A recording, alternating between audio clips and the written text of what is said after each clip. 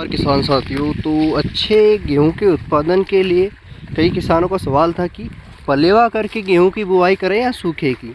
तो हर रीजन में अलग अलग तरीके से बुआई होती है गेहूं की। कई हिस्सों में जो सूखे की बुआई करते हैं, कहीं करते हैं पलेवा। अपन तो सारी ज़मीन में पलेवा करके ही बुआई करते हैं। इससे दो फायदे होते हैं किसान साथियों। एक तो गेहूं सारा एक साथ उग जाता है, कोई दिक्कत नहीं आती। ऊपर से अपन अच्छे से सुखा के इसको फिर पलेवा करते हैं, तो जो भी फंगस होता है वो पूर्ण रूप से ख़त्म हो जाता है। अब आज श्री गणेश किया है अपन ने पलेवा का। आप देख सकते हो कुछ इस प्रकार से अपन ने इस खेत को सुखाया है। एक बार इसको कल्टीवेटर कराए। इसको जो हार्वेस्टिंग हुई थी सोयाबीन की, इसमें 25-55 लगा रखी थी, जिसका उत्पादन अपने को 4 कुंटल प्रति बीघा का मिला था। ठीक है, बढ़िया लगा। अब यहाँ पर अपन ने इसको पहले कल्टीवेटर किया आड़ा, फिर इसको अच्छे खड़े साइड में दबाकर पंजा किया ताकि ये अच्छे से सूख जाए। अब 8 दिन की धूप के बाद इसमें आज अपन ने सिंचाई का काम चालू कर दिया है। पलेवा काम चल रहा है। जैसे इसमें पूरा खेत में काम पूरा हो जाएगा, अपन 6 से 7 दिन रुकेंगे। जैसे ही इसमें पर्याप्त नमी हो जाएगी बुआई जैसी, फिर अपन इसमें गेहूं की बुआई करेंगे।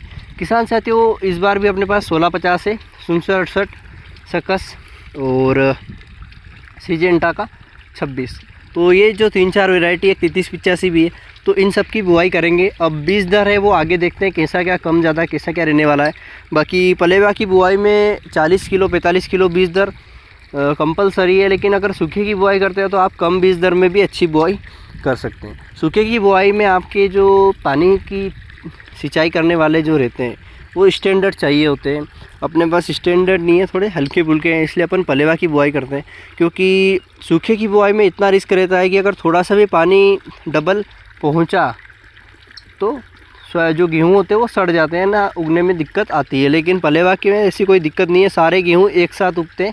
और अपने को 10 से 15 दिन मतलब दूसरी सिंचाई तक का समय रहता है, ताकि अपन जो दूसरे खेत है वहाँ पर या लहसुन की या आपकी दूसरी फसल है उस पर ध्यान देना हो, तो आप पलेवा की खेत मतलब पलेवा की गेहूँ बुआने का ट्राई करें, तो आपके पास समय ज़्यादा मिलेगा ताकि आप दूसरे खेत दूसरी फसल की तैयारी आप कर सकें। अब जैसे ही पलेवा का काम शुरू हो चुका है, लहसुन का भी अपने को बुआई करनी है 2 से 3 दिन में। और खेत लगभग लहसुन के लिए अपन ने 2 बार कल्टीवेटर कर दिया है। अब इसको लगभग कल या 2 दिन की धूप देकर फिर अपन को उसमें रोटोवेटर चलाना है ताकि अच्छी बारीक हो सके। आप इसको देख सकते हैं, खेत पूर्ण रूप से सूख चुका है, बिल्कुल जैसा गर्मी में सुखाते हैं ऐसा सूख चुका है। अब इसमें अपन अगर पलेवा कर रहे हैं तो यहाँ पर एक फ़ायदा क्या होगा, अच्छे से बिल्कुल व्यवस्थित तरीके से। एक तो समय लगेगा अपने को, लेकिन समय की कोई दिक्कत नहीं है, समय लगेगा। और फंगस सारा मिट चुका है। तो अब और ऊपर से मौसम भी थोड़ा बारिश जैसा हो रहा है, तो बारिश हो भी जाए तो अपने को कोई दिक्कत नहीं है। बाकी आपका जो डाउट था कि पलेवा करके बुआई उसमें अच्छा उत्पादन मिलेगा या सूखे में, तो दोनों ही बढ़िया कामकाज है, आपको किसी चीज़ में दिक्कत नहीं आएगी।